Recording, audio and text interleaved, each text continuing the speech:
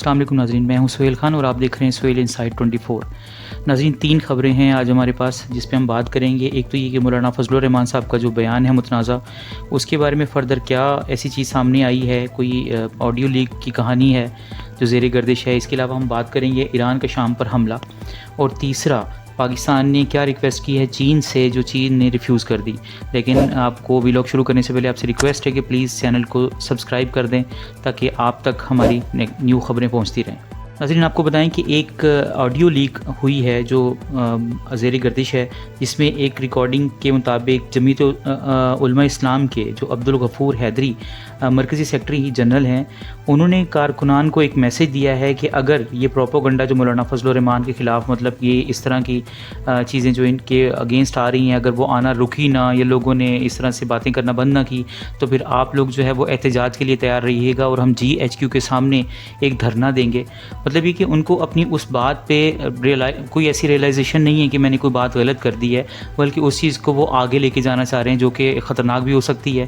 اور GHQ کے سامنے دھرنا مطلب کہ آپ اپنے ہی ادارے کے سامنے جا کے دھرنا دینا چاہ رہے ہیں جن کے اگینسٹ آپ نے اسٹیٹمنٹ دے دی ہے، تو شاید نہیں ہونی چاہیے۔ ایک روٹین میٹر کے مطابق اگر آپ اس کو دیکھیں تو شاید آج کل جس طرح کے حالات چل رہے ہیں شاید اس کو نہیں ہونا چاہیے۔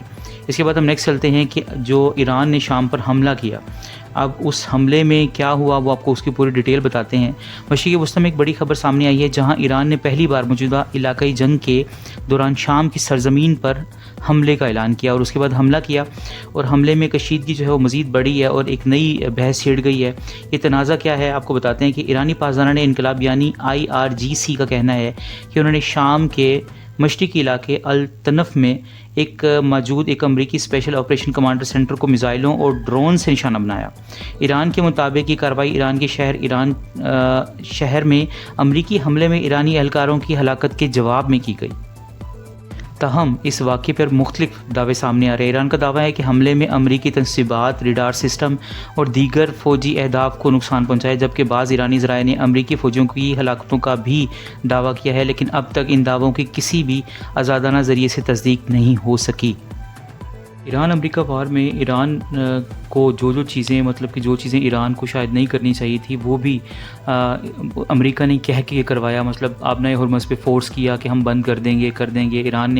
ایران کو اس ورت کا نہیں پتہ تھا، لیکن ایران نے جب آبنائے ہرمز بند کی تو اس کو پتہ چلا کہ اس کی بڑی ورت ہے۔ اب آبنائے ہرمز تو بند کر دی اور اس میں سٹل جو ہے وہ ڈیڈ لاک برقرار ہے، لیکن اب ایران کی انسٹرکشن حوثیز کو مل گئی ہے کہ وہ اب جو باب المندب ہے اس کو بھی بند کر دیں گے۔ اب اگر وہ بند ہوا تو تقریباً 40% ریٹ جو ہے وہ رک جائے گی اور پوری خطے میں پیٹرول کی سپلائی معطل ہو جائے گی، اور اس کے بعد ایک شدید قسم کا بحران پیدا ہوگا جو ہر جگہ پہ ہر چیز پہ افیکٹ کرے گا، اتار چڑھاؤ شدید ہو جائے گی۔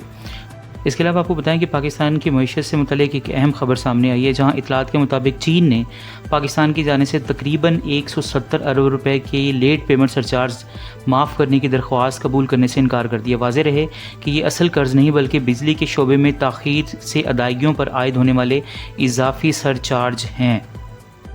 آپ کو بتاتے چلیں کہ رپورٹس کے مطابق یہ معاملہ سی پیک کے تحت قائم چینی پاور پلانٹ سے متعلق ہے۔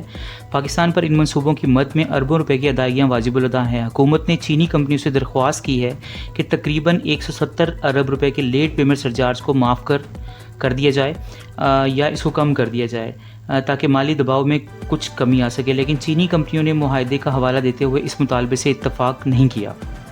ماہرین کے مطابق پاکستان کے بجلی کے شعبوں میں بڑھتے ہوئے سرکولر ڈیٹ کی وجہ سے پاور کمپنیوں کو بروقت ادائیگیاں نہیں ہو سکی، جس کے نتیجے میں یہ اضافی سرچارج جمع ہوتا گیا۔